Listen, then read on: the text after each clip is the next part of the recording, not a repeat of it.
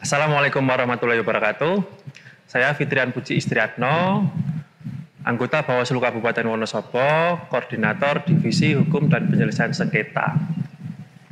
Nah, pada kesempatan kali ini kita akan sedikit mengulas terkait dengan penyelesaian sengketa yang terjadi pada saat Pilkada 2024 kemarin.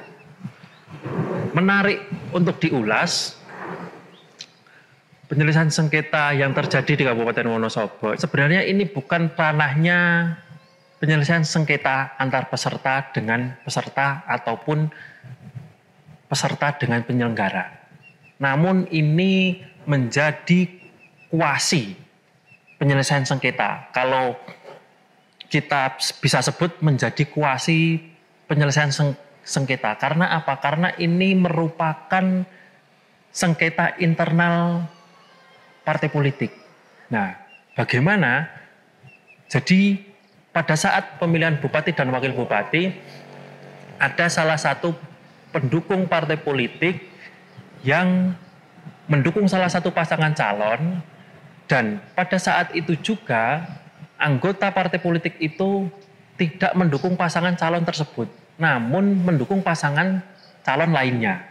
Nah, ini menarik karena apa? Mengkampanyekan pasangan calon lain dengan cara membranding kendaraannya anggota partai tersebut. Nah, akhirnya pada saat itu kita mendapatkan tamu dari partai politik pengusung pasangan calon.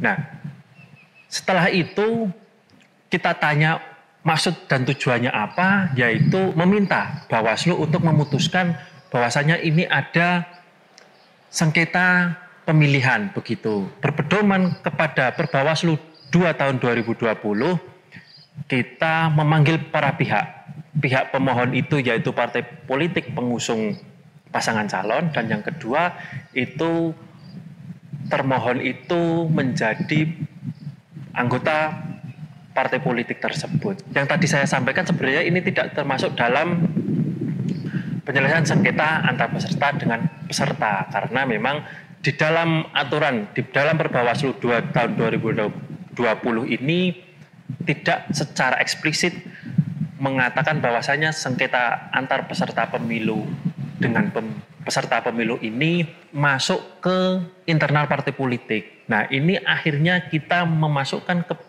kepada kuasi penyelesaian sengketa peserta pemilihan. Nah, perjalanannya ketika pemohon itu datang ke kantor, kita pada saat itu ada Ketua Bawaslu Kabupaten Wonosobo, yaitu Pak Sarwanto Priyadi, menanyakan maksud dan tujuannya seperti apa. Akhirnya mereka mengutarakan. Nah, setelah itu kita panggil semuanya, terus kita panggil pemohon dan termohon itu untuk duduk bersama, untuk dilakukan mediasi.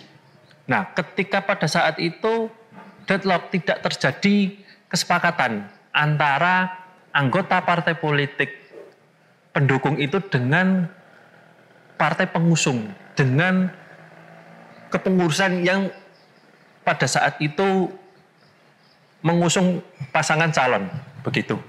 Nah, akhirnya kita tidak bisa memutuskan karena apa? Karena memang tidak ada ketentuan hukum baik di Undang-Undang Pemilihan maupun di Perbawaslu terkait dengan penyelesaian sengketa untuk memutuskan sengketa internal partai politik. Nah, akhirnya kita serahkan kepada internal partai politik tersebut.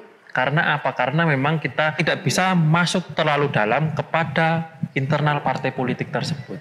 Sehingga ini menjadi pengalaman kami di Bawaslu Kabupaten Wonosobo untuk kedepannya menjadikan aturan-aturan itu bisa mencakup semua kalangan dan semua elemen-elemen ini bisa diatur sehingga tidak terjadi kekosongan hukum.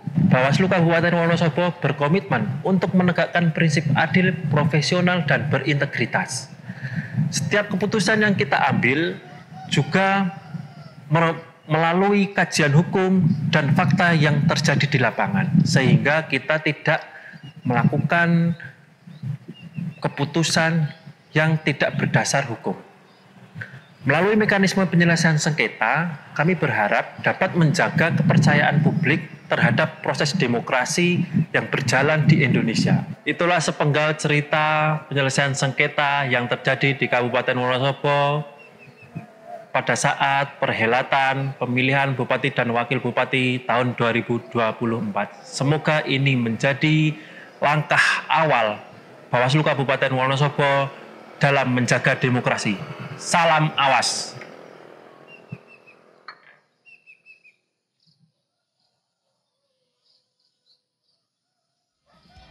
Thank you Bapak Ibu Bawaslu menjaga ketertiban pemilu. Pemilu aman, damai dan bergembira. Demokrasi untuk kemajuan bangsa.